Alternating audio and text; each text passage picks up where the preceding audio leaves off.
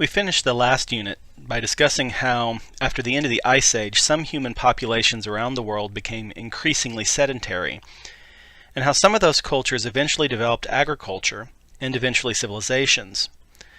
This week we'll be looking at the early stages of the first of those civilizations to arise, Mesopotamia. This was the first place in the world that humans lived in cities and states, and it set the course of many later civilizations. In many ways, even today we are still following the path set for us by our Mesopotamian forebears. Remember that the Ice Age ended about 10,000 years ago, give or take. These numbers are very soft, however, as the climate and ecological changes that mark the end of the Ice Age took place over several thousand years in southwestern Asia, the region we're interested in this week. The processes of change really began about 12,000 years ago, or 10,000 BC. One of the biggest of these changes was an increase in moisture. The Ice Age, when huge amounts of water had been tied up in massive continental glaciers, had been characterized by cool, dry climates. There hadn't been as much water available for precipitation and rivers simply because it was all frozen farther north. But when temperatures began to rise and those glaciers melted, there was more moisture and a period of comparatively wetter climate became prevalent throughout much of the region. One result of this was a greening up of parts of southwestern Asia. The Fertile Crescent is a region beginning at the northern end of the Persian Gulf, following the great rivers of Mesopotamia northwest to southeastern Turkey, then turning westward to the eastern edge of the Mediterranean, and then south along the coast. This region became hospitable amidst the otherwise unlivable deserts of the Near East, and hunter-gatherers congregated there. As those populations expanded, they eventually developed settled villages and agriculture as ways to cope with more people. This started them down the path to civilization. This is the period archaeologists refer to as the Neolithic Revolution. The Neolithic, the New Stone Age, was a period during which the whole structure of human society was being rebuilt, from small bands of highly mobile hunter-gatherers into the forebears of civilized cultures. Before we look at those cultures, however, let's take a moment to examine the geography of Mesopotamia and neighboring parts of the Near East.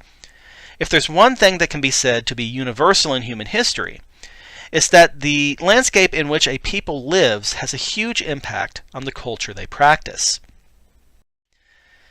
The Near East, as archaeologists usually define it, is a region bounded on the west by the Mediterranean, on the south by the Arabian Desert, to the north by the Black Sea and Caucasus Mountains, and on the east by the Iranian Plateau. Mesopotamia is roughly in the middle of this region, and is dominated geographically by two major rivers, the Tigris and Euphrates. These rivers arise in the Taurus Mountains of southeastern Turkey, then flow southeastward to the head of the Persian Gulf. The Greek word Mesopotamia means land between rivers, and Mesopotamia is defined by the Tigris and Euphrates. The Tigris is the more northerly of the rivers, and it tends to be a bit less predictable in its flow, but both rivers are basically part of one large system. This was even more true in the ancient past, when they formed a single braided river across large portions of southern Mesopotamia. Northern Mesopotamia lies in what is now northern Iraq and eastern Syria. It's a wide, open plain of subtle, rolling hills, and to the extreme north, mountains. Climate is hot and dry during the summer, but mild during the winter, and the region gets a fair amount of precipitation in the winter months. Southern Mesopotamia, on the other hand, is one of the most profoundly flat landscapes on Earth. A massive, flat, arid desert, southern Mesopotamia is only hospitable at all because of the Tigris and the Euphrates, which carry water south out of the mountains. In antiquity, the rivers also flooded regularly, depositing sediment and nutrients across the plains. This made the soil of southern Mesopotamia phenomenally fertile, but only if it could be adequately watered to support crops. This required vast and complex systems of irrigation ditches, which required someone to coordinate the activities of many different villages to benefit of all. Some archaeologists have suggested that this is why civilization developed first and most spectacularly in the southern region. States and the organization they provided were vital to survival in the south. But if you had that organization, life could be very easy. Meanwhile, in the north, individual villages could survive comfortably without all the bureaucracy of the state because they relied mostly on rainfall to water their crops. They didn't need their neighbors as much. This theory, called the hydraulic theory of civilization, implies that civilization should appear first in the south and only later move northward. The early stages of emerging civilization seem to have been more widespread than that, however, with developments happening in both the south and the north in the latter half of the 7th millennium BC, that is, the 6000s BC. These cultures were not civilized yet, but they were on their way to becoming civilized. By the 7th millennium BC, Neolithic farming villages were scattered throughout the Fertile Crescent. These villages were all quite small and were almost certainly egalitarian, with no structured government or organization beyond the local community. This began to change in the middle of the 7th millennium, when larger and more widespread cultural traditions began to appear throughout Mesopotamia. In the north, the Hassuna culture appears in the archaeological record about 6500 BC and spreads widely across the region. Villages who practiced this way of life shared many aspects of material culture, such as ceramic styles, architecture, and agricultural crops, but they were most likely still politically and probably ethnically independent of one another. They were probably organized in the manner that archaeologists call tribal. That is, they were egalitarian communities, each governing their own affairs. But while they were not politically unified, Hassuna villages were increasingly tied to one another by trade networks and shared cultural practices. By 6000 BC, Hassuna culture had evolved into a new form, known to archaeologists as Halaf. Halafian culture continued the trajectory of closer ties between villages, but remained tribal. Meanwhile, in the south, other traditions were forming. The Samarra tradition appeared in southern Mesopotamia about the same time that Hassuna appears in the north, about 6500 BC. Again, this represents a new archaeological tradition more widespread than those that had come before, and shows that independent, tribal villages were still spending much more time interacting with one another than they had in the past. But they still remained basically egalitarian and independent, as far as we can tell. Samarran culture lasts until about 5900 BC, then evolves into Ubaid culture. Perhaps it's because of the increased demands for coordination and cooperation among southern farmers that Ubaid culture seems more complex than Halafian culture in the north. With increased populations reliant on increasingly complex irrigation systems, the coordination of Ubaid villages became much more difficult and now demanded the full-time attention of experts with the authority to direct others. Ubaid probably marks the first archaeological culture when Mesopotamian populations were organized in the manner that archaeologists call chiefdoms, a form of hereditary inequality in leadership that's still basically centered on kinship. Citizens of a chiefdom are subject to the leadership of their chief, but this allegiance is due to their kinship or clan ties. Remember, government in states is divorced from kinship. Ubaid culture begins in the south, but eventually spreads throughout Mesopotamia. It replaces Halafian culture in the north by 5400 BC. Over the next 1200 years, Ubaid culture dominated Mesopotamia.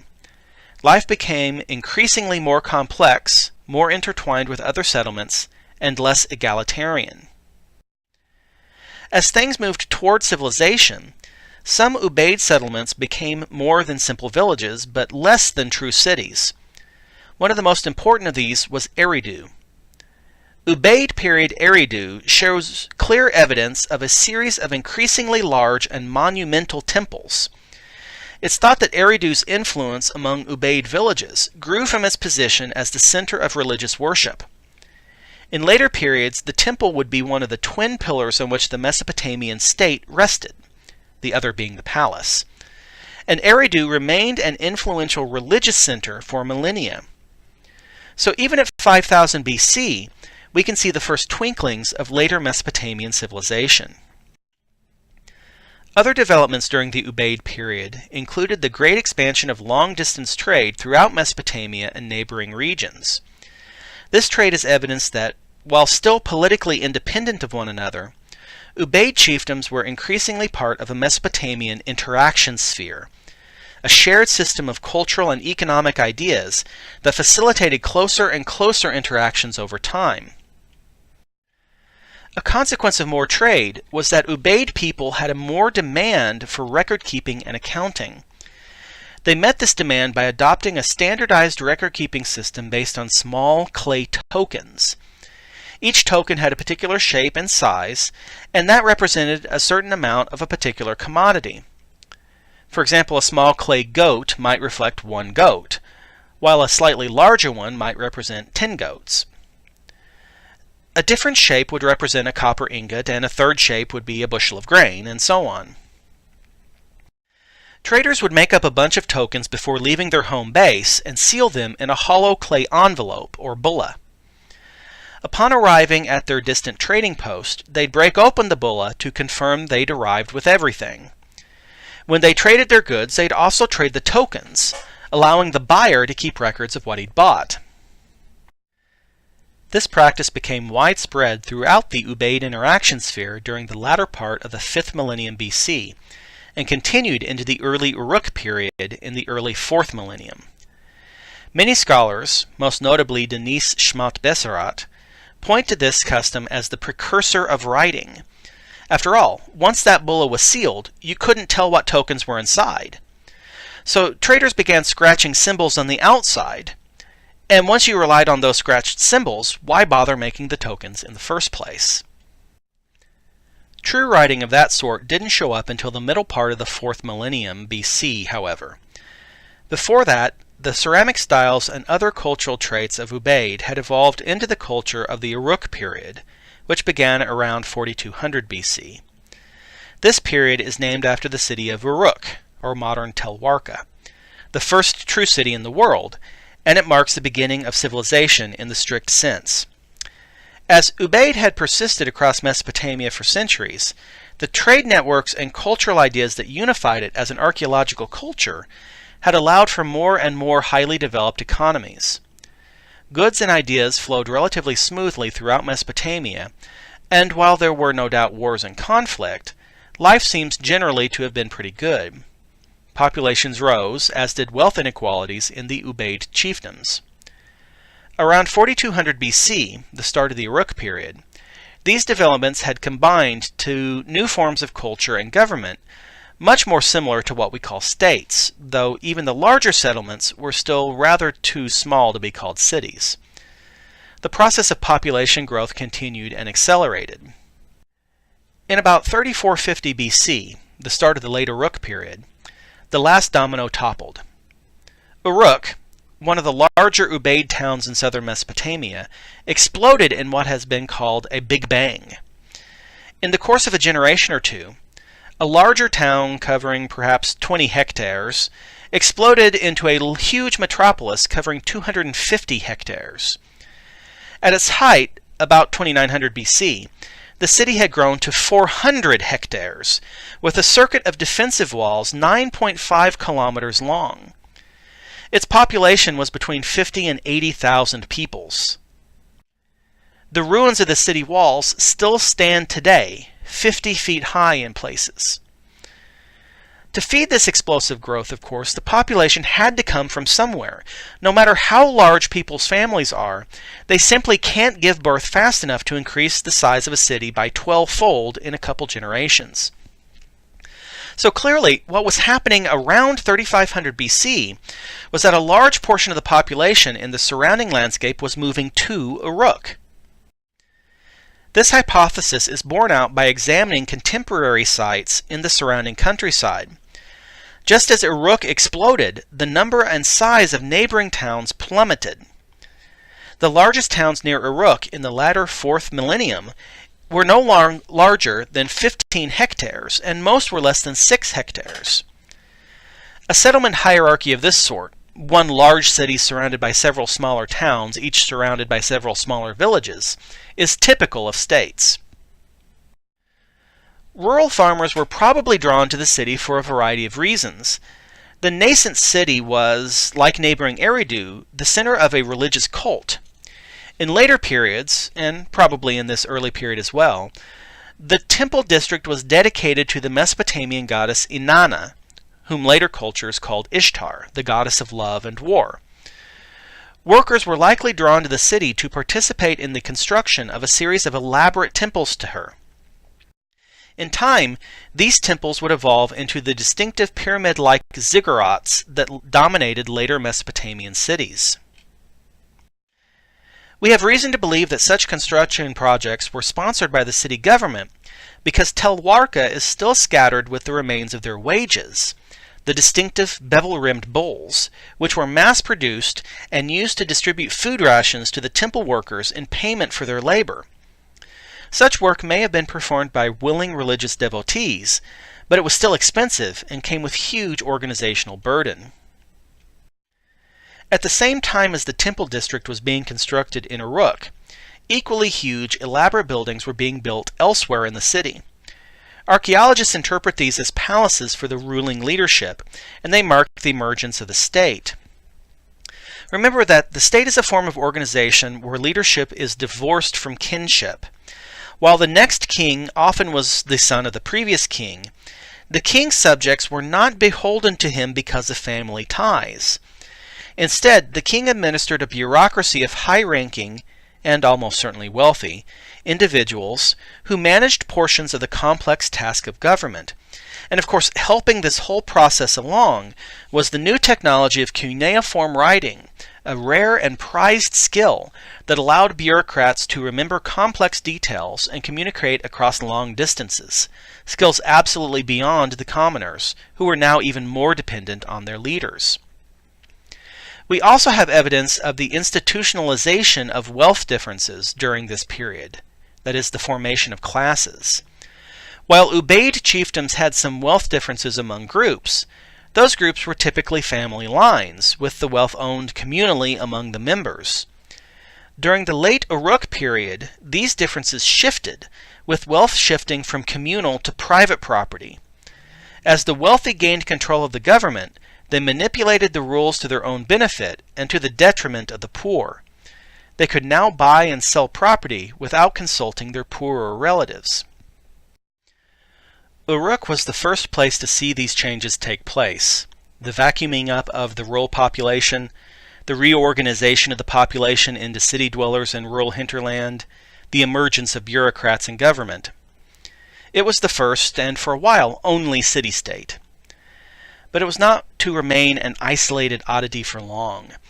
Within a century or two of Uruk's Big Bang, the new phenomenon of the city had spread to many other parts of Mesopotamia, carried by Uruk's own traders and emissaries. Elsewhere in both the south and north of Mesopotamia, in the second half of the 4th millennium BC, we see the emergence of larger and larger towns, some of them tipping over into the territory we call cities, and all of them revealing a great degree of influence from Uruk. The most obvious archaeological marker of this is the bevel-rimmed bowl, showing that not only was the idea of city-states spreading, but that Mesopotamians were actually watching Uruk, perhaps even being taught the skills of statecraft. There are several possible explanations for this expansion of Uruk-style culture throughout the region, and your textbook discusses some of them. But by far the most convincing theory is that this is an extension of the old Ubaid period interaction sphere. Mesopotamia's major obstacle for civilization had always been that it had very fertile agricultural land, but not much else. The Ubaid interaction sphere served to promote trade throughout the region so that raw materials and finished products could move relatively freely from place to place, providing the resources that Mesopotamian towns desperately needed. Since cities, by definition, cannot even feed themselves, let alone provide the other necessities of life, the problem of trade became even more acute in the late Uruk period. This led to the development of what anthropologists today refer to as a world system. The modern world system is worldwide, hence the name. Ancient world systems were only regional, but operated according to the same principles. In the Uruk world system, Uruk and several somewhat younger southern cities served as core states. They imported raw materials from the north and from outside Mesopotamia, and their skilled artisans and craftsmen turned those raw materials into finished products. The products were used in the core states themselves by the ruling elite, but some were also exported back to the periphery, the northern cities that provided the raw materials in the first place. Prestige accrued to the core states because of their wealth and influence, and periphery states emulated the core in an attempt to become like them. Whereas the interaction sphere had evolved trade among equals, the world system was decidedly unequal.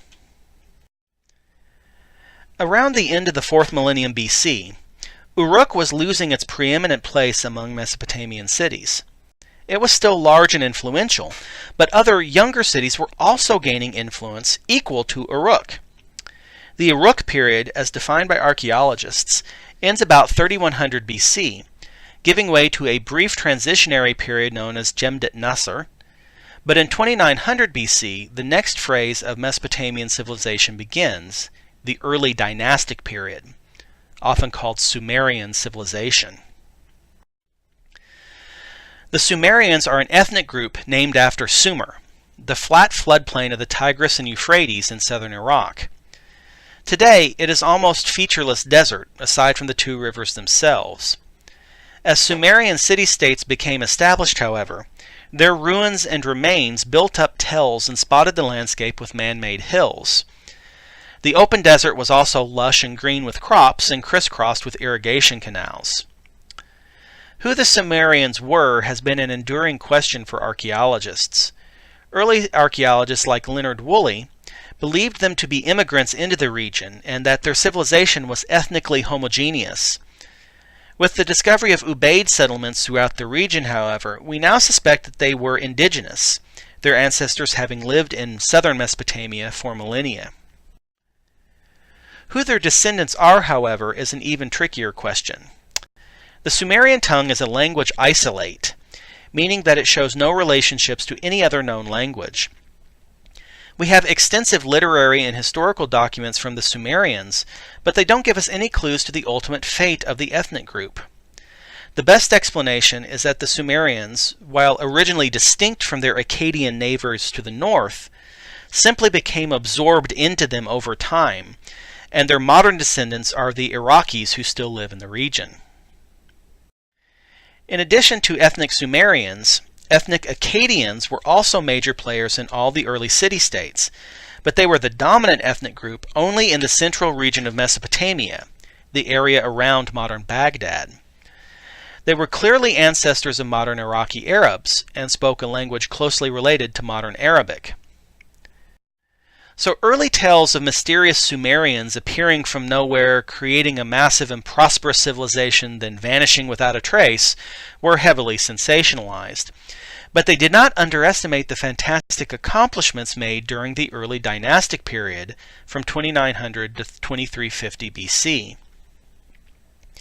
Around 24 powerful, prosperous city-states dotted Sumer during this period, including Uruk, Eridu, Ur, and Nippur. We know of the history of this period primarily from the Sumerian King List, a remarkable quasi-historical document compiled and maintained by Mesopotamian scholars across many centuries of time. While it's little more than a listing of kings in the order in which they reigned, it provides us with the first firm historical evidence of Sumerian civilization, and its names can often be cross-checked against other ancient texts, which confirm its general reliability. The King List tells us two things about Sumerian civilization. First, that each city-state was effectively independent and self-governing, and second, that they nevertheless held a concept of a single king ruling all of Mesopotamia.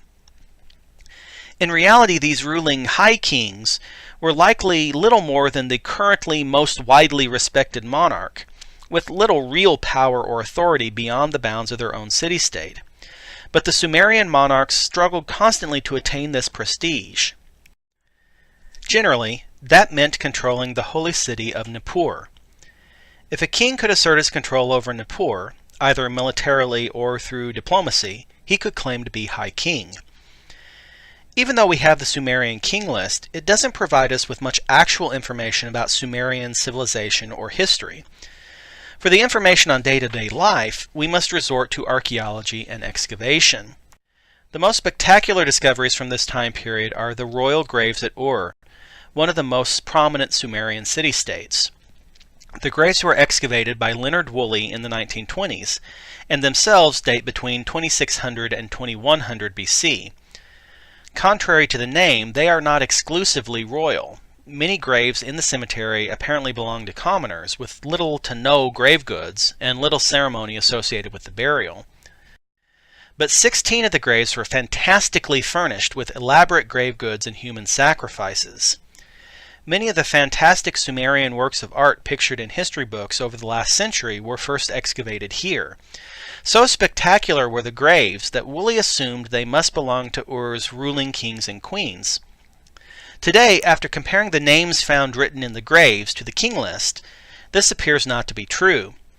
Instead, the so-called royal graves probably belonged to nobles, bureaucrats, and temple priests, but not kings and queens.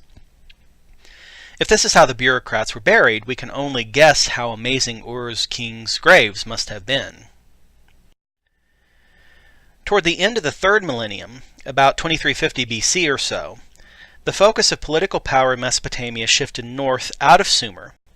Akkad, the homeland of the Akkadian peoples, rose to prominence under the leadership of Sargon of Akkad. Sargon was, by all indications, a military and diplomatic genius. He established a new capital for his homeland at the city of Agade, from which we derive the word Akkad, and embarked on a program of military expansion throughout Mesopotamia. Cities had always fought wars and had always sought to extend their control and influence as widely as possible, but Sargon had different ideas. Sumerian wars had all been about winning the prestige of asserting your will over your enemies, but after the war was over, the enemy cities were largely left to rule themselves again. Sargon wanted not just to defeat his enemies, but to incorporate them directly and permanently into his kingdom. He created the First Empire. Under the rulership of Sargon and his sons and grandsons, the Akkadian Empire seized control of essentially all of civilized Mesopotamia and the Near East, from the Mediterranean coast of Syria to the edge of the Iranian plateau in the east. So successful and so revolutionary was Sargon that his rule became the great legendary golden age of the past in Mesopotamian folklore for centuries to come, and Akkadian remained the lingua franca of Mesopotamia all the way up to the Greek conquests in the 4th century BC, almost 2,000 years later. What drove Sargon to basically invent the concept of empire? Given that so much of our knowledge of him is filtered through centuries of folklore, it's almost impossible to say. The simplest explanation is that he sought to leave his mark on history, that the conquests were for glory and self-aggrandizement. Some of the few contemporary texts we've recovered certainly seem to support the idea of a massive propaganda campaign, bordering on what may be called a cult of personality.